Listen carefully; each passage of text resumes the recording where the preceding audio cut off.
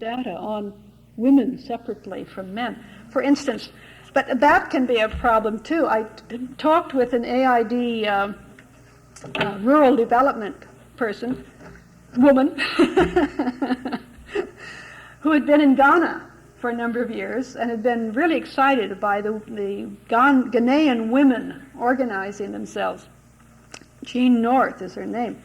And Jean pointed out that when Ghana took some sort of a census, a survey of people's occupations and how they defined themselves, and they were very interested in what the women said their work was. And almost no Ghanaian women listed themselves to the Inquirer as a farmer. There weren't any women farmers in Ghana, as far as this study showed. And she pointed out, every woman in Ghana, unless they live right in the middle of the city, grows food. And she said, now would an American woman, if you asked any American woman, a suburban housewife, or a professional woman, or anything, about her occupation, would anybody say, I'm a driver, I'm a chauffeur, I drive cars? No. You take it for granted. That's one of the things you do. Well, that's the way it was with the women in Ghana. You raised food, the way American women drive cars. So when the researcher asked them, about their occupation, they never mentioned that they were farmers. Isn't everybody a farmer? So these cultural biases, it takes a lot of experience, I guess, to begin to realize what some of the questions are you really need to ask to get at the data. Yes? Even in 1974, at the World Food Congress, there was significant recognition of the woman's role both in production, processing, and certainly feeding the family. And I'm just going to hear you imply that it has deteriorated since that time. Well, it was raised there, and particularly in the feeding part, the recognition. There were some resolutions about the importance of women as agricultural workers and producers and laborers, but nothing was followed up on that. What I'm really concerned about is that I think we have somehow seen an upset of a system that might have been working 10 years ago. And now the question is, how can we retrace our steps to get back to that system that was a little more effective then, considering that some of our resources now are more scarce than they were at that time. Wood certainly is. Mm-hmm. Drought has spread over a large area in a worsened state than it was before. Yeah. So how can one reverse that? I don't think we can reverse it for one very sad reason. I'm looking at least at the experience of Kenya, and I gather that this is spreading. When Kenya became independent in 1963, one of the things they did that was considered a real step forward then, and I think most of us I certainly would have called it that, was to transfer the lands that had been held, the big estates that had been held by the British colonists in the best land, the plateau land, the highlands of Kenya, to transfer that land to black Kenyan farmers on a smallholder basis. They didn't break up all the plantations, but they did put a lot of Kenyans on good land for the first time that had not had access to it before. And they introduced the system of title to the land, ownership of the land. That seemed like such a logical thing to do, to have somebody prove this is my land. When you go to get a credit from the bank or something else, you've got to have collateral, right? Well, what has happened over this 20 years in Kenya is, I guess it should have been predictable, but we didn't foresee it. Those Kenyans who, for whatever reason, were more successful in farming or raising money from non-farm sources than other Kenyans have little by little by little bought up many of the small holdings. The more marginal farmers, the unlucky ones or the unwise ones or whatever reason, found themselves in a desperate situation, needing income, needing food. having nothing much in life but their land, have sold that land to better off neighbors. And so the same trend that we've seen in our own farming system, the fewer farms and bigger farms, and people who used to have land to do something with, now totally dependent on other sources of income, and some of them are doing all right. But many of our inner cities, let me tell you, in Washington, D.C., I see an awful lot of people who used to feed themselves on the land and can't anymore, and aren't able to get other jobs.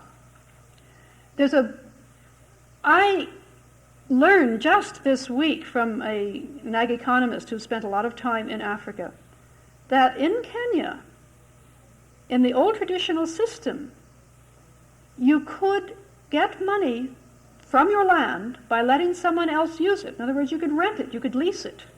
But you always had the right to reclaim the land for your own use if you could pay your tenant the tenant price. I mean, pay back, in a sense. It wasn't like our leasing.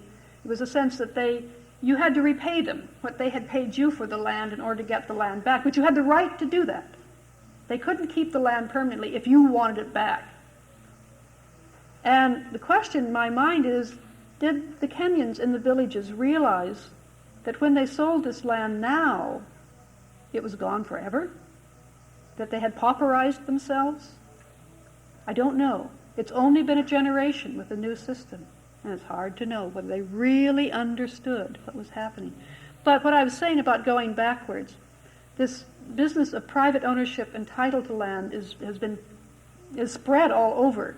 The old communal sense of customary, traditional rights to use this piece of land for the family, but it belonged to the tribe, or something like that. That just seems to be gone. Women are at a great disadvantage, and the upcoming women's conference next year is scheduled tentatively for Nairobi, Kenya. If the drought is still on, I don't know what on earth they're going to do, but at the moment they're planning that the end of the decade, the UN Decade for Women, is going to meet that conference in Nairobi. And one of the big issues they're pushing is our equal legal rights for women. Women are not able to hold title in some countries. It has to be the son or whoever the male heir is. Women's inheritance rights in many of these countries are not equal to men. So if a father's estate is divided up, the daughter does not get title to land the same way her brothers do. So if we're going to have this title, private title to land, it has to be, women have to participate in that system somehow, or they lose all the way around. And there are other legal matters that are going to be pushed on governments' awareness at this Nairobi conference. Africa is going through such a deep transformation that there's no way of predicting how they're going to get out of it. In terms of the wars, which they're just kind of flaring up all over the continent, as you know, and in some countries have been going on for years, and there's no end in sight. Civil wars, largely, between different factions within the country. Someone reminded me that it's sort of like Europe in the age of the 100 Years' War, before somehow Europe settled down into some kind of patterns. I don't think there's much we can do about it. I really don't. One thing we could do, of course, is not encourage it. And arms sales to Africa are another story. One of the facts I wanted to point out is that, in fact, hunger this century has been killing more people than war. May be hard to believe, but let me give you just a few examples. Not quite aside from the African crisis, just the chronic situation. We did a little digging, and the World Food Council in last June's meeting estimated that about 40,000 children in the developing countries die every day. And about half of those deaths are directly related to malnutrition. The other half, lack of cheap vaccines, bad water. But at least half of those deaths could be prevented with the simple medicine of food. 40,000 children a day. The entire U.S. military dead in Vietnam for the whole war was 46,000. Another staggering figure. Soviet dead in the Second World War, the country that lost by far the most people. The figure we found was 20 million, and that, some people tell us that's low. But say 20 million.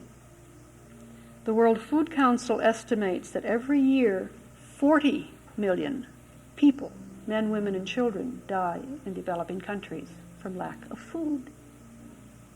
Now that's an ordinary year. That's not a year of some unusual drought.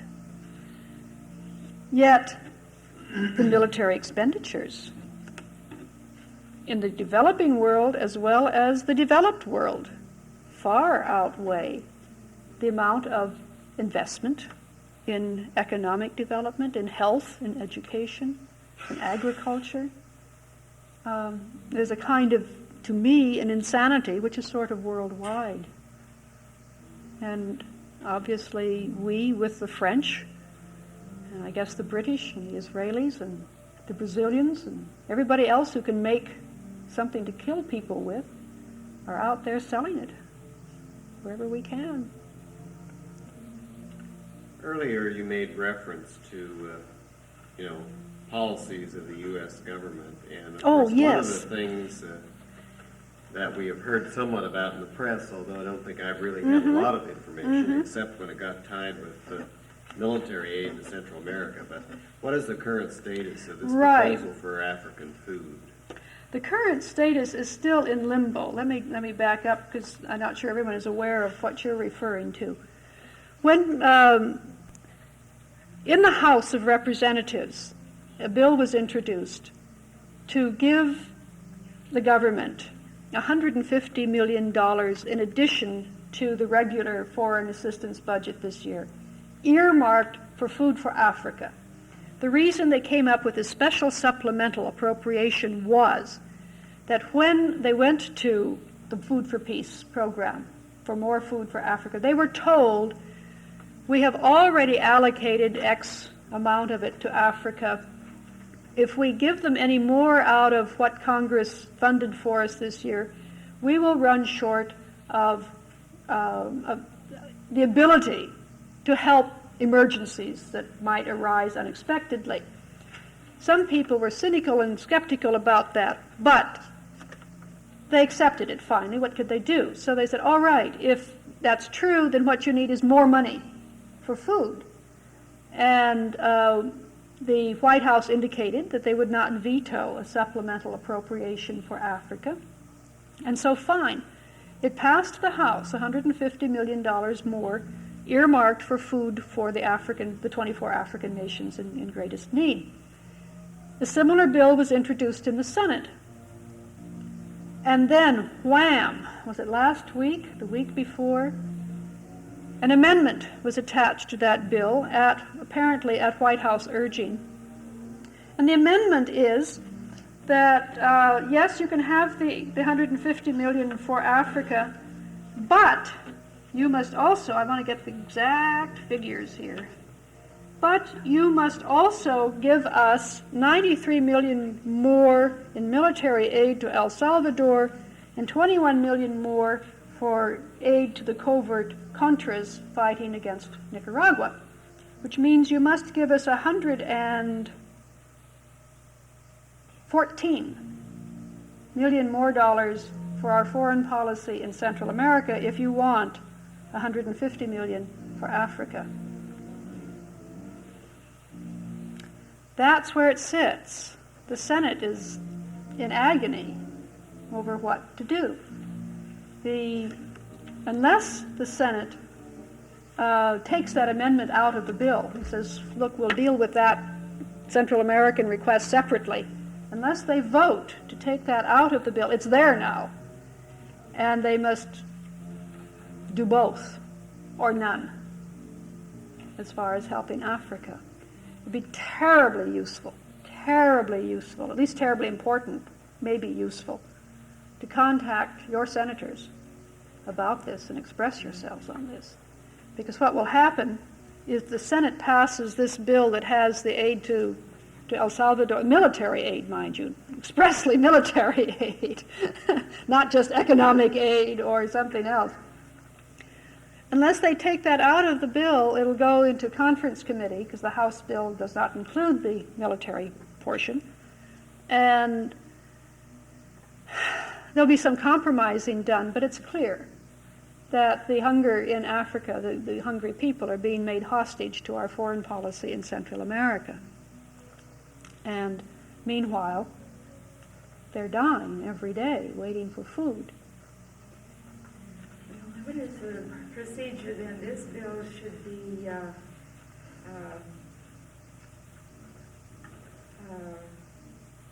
neglected, or This bill, another bill should be written without the that would be one way to go, is just try to get them to take up a new bill altogether. It can't be removed, can it, from the bill?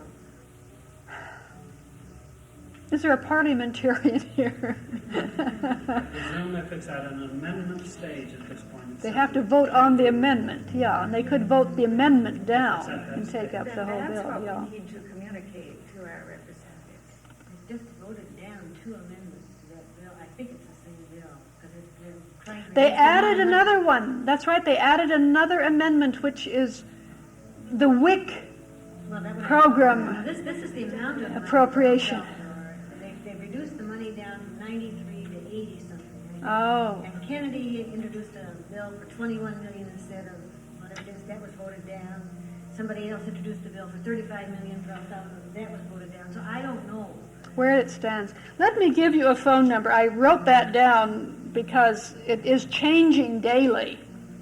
And the Interfaith Action for Economic Justice is monitoring that very, very closely and very active with it. And they said if you called, there are 2 numbers. One, if you want just the recorded latest scoop, you could call an 800 number for free. It's 800 and then 424 7292. And that will give you the recorded latest status on that African aid bill. 424 7292, then 800 in front. If you want to talk to somebody and get more details than the recorded message gives you, then you need to call this number, 202 area, 543 2800. And that will give you the Office of Interfaith Action for Economic Justice. I think before you write, one of those phone calls would be useful because it is changing daily. But in the very least, you could express the sense of what you want to happen if you do want the aid to be cleared for Africa without all of these other strings attached, without knowing the specific details. You could write the White House. It certainly wouldn't hurt. Do you think there's a danger that it will pass with those amendments? I think it's a very real danger. How soon? And the House has to. Well, it would go back through a conference committee. It wouldn't come out precisely the same details because the House version doesn't have the military part. So that could be a couple of weeks. But we need to get food aid moving. There has been some. And my reports from the Interfaith Action group give the administration credit. They say that the food aid that has been released, the administration has released some more from the standard food aid budget than they said they could, has been sent to 2 countries that we normally have not been sending aid to because we consider them unfriendly. One is Mozambique, where the problem seems to be so severe, and one is Ghana. I don't quite know why we're on the outs with Ghana, but they must not vote right in the UN or something. At any rate, they gave the administration credit. They have not used that food aid as politically as they have been. Another thing on the African crisis and the African need, which I think is good to keep in mind and perhaps to follow up on. The debate on the budget, for fiscal 85 is in the works now. And the administration's request for development assistance for 85 speaks of the special needs of Africa. They're beginning to acknowledge the special needs of Africa. But in fact, the funding that's requested, according to my information, would increase aid to Africa approximately $1 per person, increase aid for Central America to $40 per person. Not that Central America doesn't need help, but the proportion is so skewed. I mean, one is Africa, except for the Horn here, is not a big item in our East-West struggle. We are trying to get a major military airport established in Kenya, and we're pouring a lot of money into Kenya now. We are supporting Somalia, which is not friendly to us, but we're trying to keep bases there. Obviously, you can see why. We're pouring money into the Sudan, which is right south of Egypt, obviously strategically important to us. The request for fiscal 85, the development assistance request by the government in the economic request, is earmarked. It says here, half of the African budget item is earmarked for Sudan, Somalia, Kenya, and Liberia. I don't quite know why, except the rubber. I think almost all of our rubber, natural rubber, comes from Liberia. But the others, it's clear. It's the military concern. And these four countries combined have only about 12% of the sub-Saharan population of Africa. So again, we need to do a lot of consciousness raising in Congress among our friends and neighbors and ourselves as to what the needs in Africa are and what makes the most sense in terms of our foreign aid program there. So many of us feel as though we don't have much opportunity to really assist, but let me say to you that we have a reasonable surplus of milling capacity in this country for grinding grains, particularly of corn and things of that sort. Now, I'm not sure whether it is being interpreted to the whole food processing industry what foods are needed in the Food for Peace program. I don't hear much about that. We hear about the stories of where something has been shipped over and it's either had tremendous infestation or it had too much moisture in it and it spoiled and this sort of thing. But is that being interpreted back to a food industry? We have a capacity here to do things, but sometimes I think we lose the message somewhere between the need that you pointed out subordinately and then our capacity to manufacture. I don't know. I do know that corn is being shipped to Africa through the Food for Peace program, which makes a lot of sense because maize is the standard grain in the diet. They eat white maize. Pardon? They eat white maize. Oh, they don't like the yellow maize. Oh, dear. I didn't know that. When I was in Ghana from 76 to 78, a bunch of young corn came over and they swore up and down it was chicken food. And then another rumor went around that it was contaminated pesticides. Maybe they're hungry enough. Oh, dear. But that's the real problem. We don't always have the food they eat. Yeah, We love them. We thought it was great. sure. But the point I make is that we have never been better prepared to supply people of this world the food that they need. If the message gets to the industry and somehow we have the manifestation of governmental interest and so forth to help supply that. Well, Well, last year year before last, because we had a man from ADM on the World Food Program. And they make the corn, soy, nothing. He says, all you need to do is to tell the government, they, put more money into that. We can make it. Mm-hmm. We did say that. They can do it. But the government has to provide the money. Somebody has to provide the money. Yeah. I'd like to hear you elaborate on that, the host government's attitude towards alleviating hunger, particularly when you mentioned about unfavorable government policy on the pricing of farm products. What's going on? It's a very tragic picture from what I hear. Some governments, government. The term government, let's acknowledge, the term government includes quite a number of people. And to say that, a government doesn't care is probably going too far, because within almost any African government that I've heard of, there are concerned people who are trying to get the right policies through and trying to get a program to work and so forth. But at the top political level, there seems to be, unfortunate, or have been, let's hope it's have been, a very little concern about hunger in the country.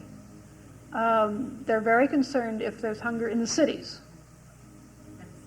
But out in the countryside, there has been it's been rather callous. And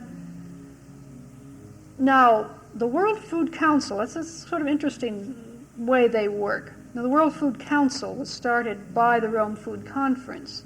It's a very small body of people, have no real power, but a lot of influence.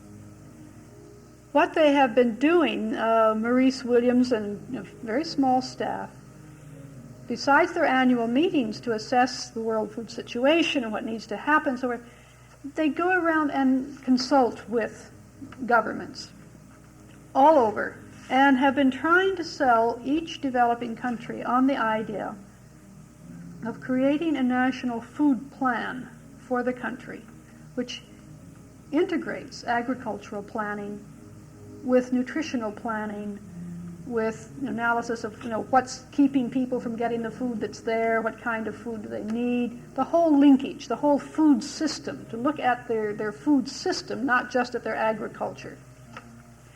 And he's very persuasive and working quietly behind the scenes without any fanfare at all. There are now, I believe, about 20 African countries that are asking the World Food Council for help in designing food plans for their countries. At Lagos, the Union, the African Unity, OAU, Organization for African Unity, thank you. In their last meeting, their meeting about 2 years ago, not their last meeting, about 2 years ago, for the first time, African heads of state collectively named food one of their major problems. It's the first time they really acknowledged that their Achilles heel was their food. That they were, whatever else they were accomplishing in development, if they were losing on the food front, they were undermining the survival of anything else that they were going to try to accomplish. And so for the first time, publicly to one another, collectively, in sort of peer pressure, they all said, we've got to get to grips with our food problem. Not just our export problem, but our food problem. And they are, it is peer pressure in this sense. I mean, you can't tell another country, you ought to do this, and expect them to pay a whole lot of attention to you. But if everybody is saying, you've got to get down to this food problem, then you are sort of out of it. If you don't start getting down to the food problem. I'm being facetious, and yet as I watch this UN international movement, I am increasingly impressed with how important international peer pressure is on the trends in development planning.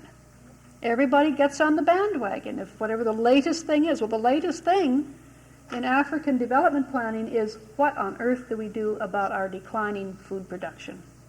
The fact that we're having to spend so much of our scarce foreign exchange to import food, when the one thing we have in surplus is land. Many places they have water resources that could be used for irrigation. There's that eye infestation problem with the river basins, but they're working on that. There's a good deal more that could be done.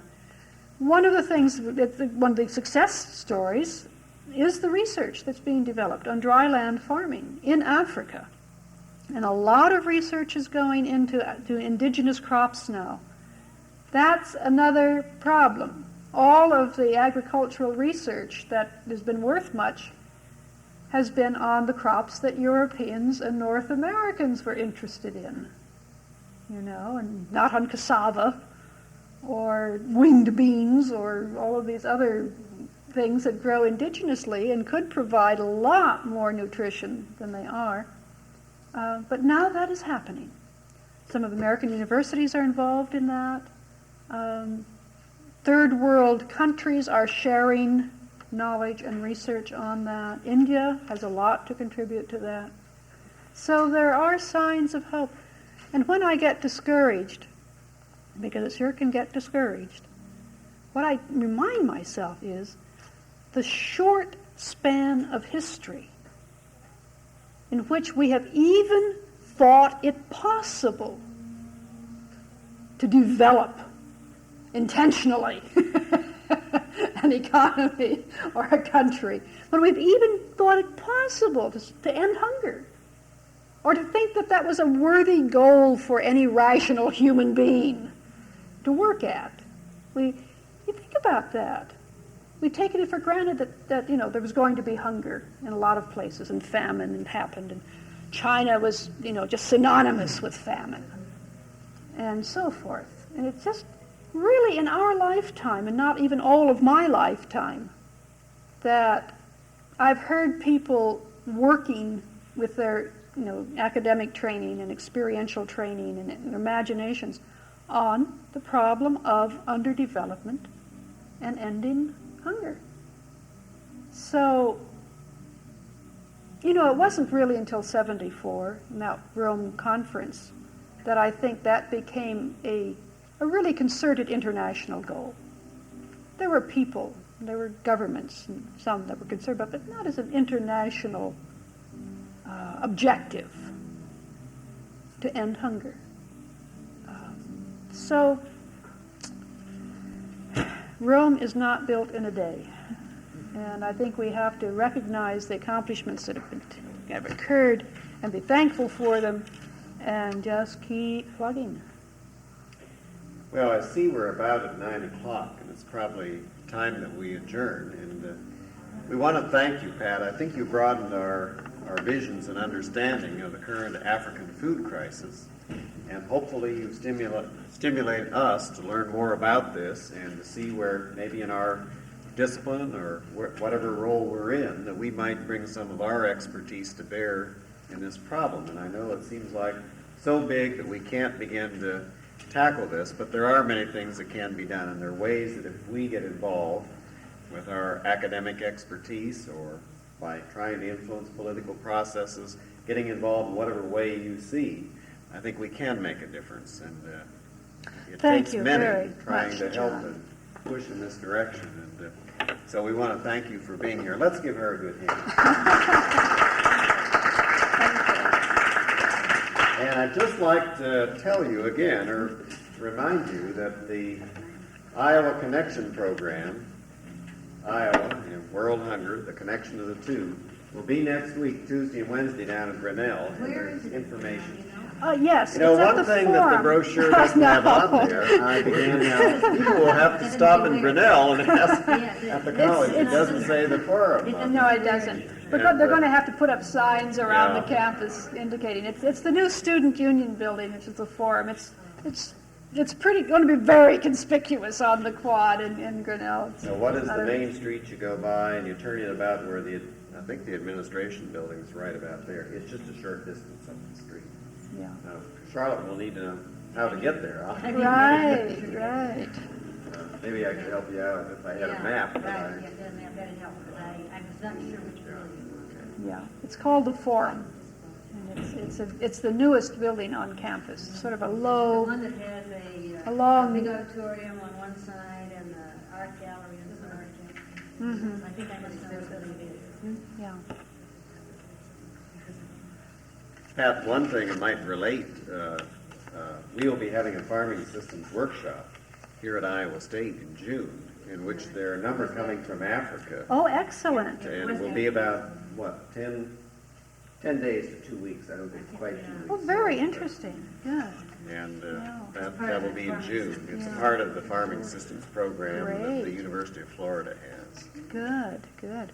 Listen, any of you who are connected in any way, shape, or form with the church, out of what what we've been talking about, all of the denominations are really concerned about the African drought.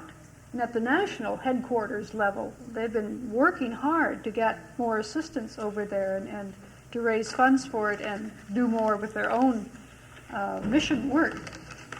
If that hasn't trickled down into your friends and neighbors, flag it. Sometimes things that are happening at the national level aren't well known out in the... I guess one other thing, we've adjourned, but I'm going to ask you one more question. One thing I would like for you to do, Pat, I think WES is WES is the World Hunger Education Service. WHES. So I want to go around and radio say, station. well, WES, people need to know, what is WES? And I think maybe if you could just give them just a quick overview and how you need more support, I guess. So why don't you just share a little bit about WES with Okay, us? World Hunger Education Service is a very small organization trying to do an awful lot. There are 2.5 of us on the staff, and some volunteers and some interns. But we are essentially the only national clearinghouse of information on hunger and development. And that awes me whenever I say that, because I know how small we are. But we get calls from all over the country, and sometimes letters from overseas, asking an enormous variety of questions. What they are, they're coming from people who are concerned and are trying to do something and need to know, where do I find such and such an organization, or do you have any information on infant feeding practices in Zaire?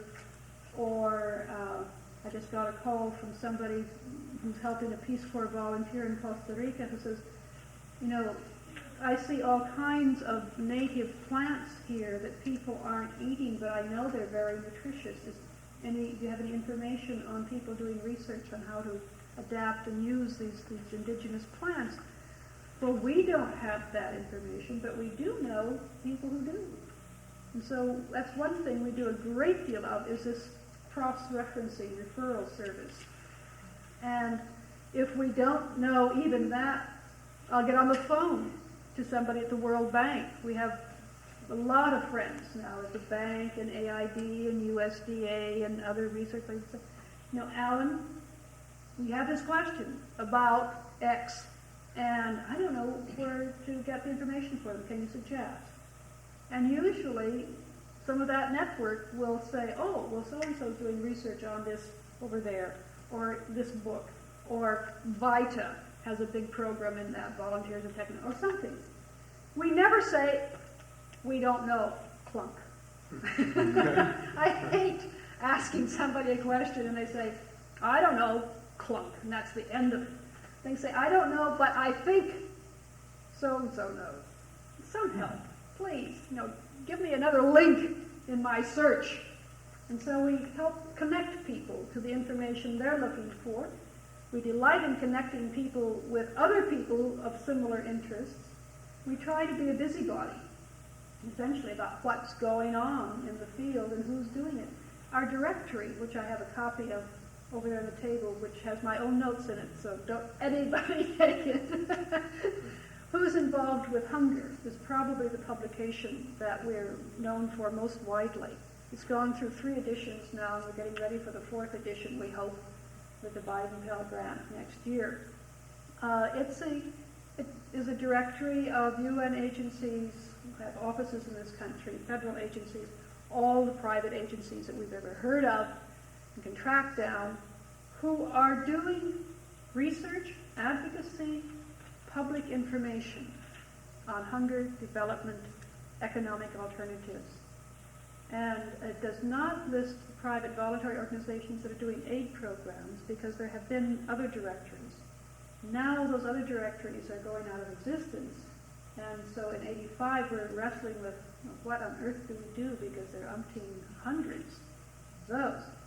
And I'm going to be working with some of the private voluntary, well, ACFA and PAID, on this question. How do we include somehow the PVOs? But that directory, we did the first one with the American Freedom from Hunger Foundation. It's now defunct. It was a big, thriving organization when we started World Hunger Education Service. It's gone. We did the second directory with a grant from the Presidential Commission on World Hunger. It's been sold out. We did this one with the aid of about 5 other organizations: Church World Service, United Methodist Women's Division, Hunger Project, Oxfam, the Paulists, I can't remember, a whole bunch of different groups that chipped in to help us do this one. And it's the only directory quite like it, and is probably the thing that we are probably most widely known for, that directory. The other thing is the Hunger Notes publication. And as I was explaining to you earlier, the thing that we really try to do in that, again, is this networking. We give some background analysis on a particular topic, but then we try to lead people who are interested in that issue. Is it military spending and development? Is it women in development? Is it the problem of food fortification as a solution to some of the third world's hunger? Is it, as we're doing right now in this series this spring, looking back at the World Food Conference and what has happened since then? 2 of those issues are out, 2 more in the works. Each time, at the back of it, our resources section is probably the thing of most lasting value, where we list the other organizations who are working on that facet, or some of the major publications, films that people can use in classes or in organizations that are doing programs. We really try to see ourselves, in a nutshell, as helping leaders do their thing. And by leaders, we mean people who care and will take initiative. We don't mean people who are elected necessarily, or people who are presidents of anything. I consider any individual who, out of personal concern, will take initiatives to involve other people as a leader. And I think that kind of initiative is one of the major untapped resources in producing change. So we try to help those people tap You that had a potential. question. Well, I didn't know if I wanted to open it to the whole. Oh, well, that's, you're, okay, well, we'll just stand adjourned.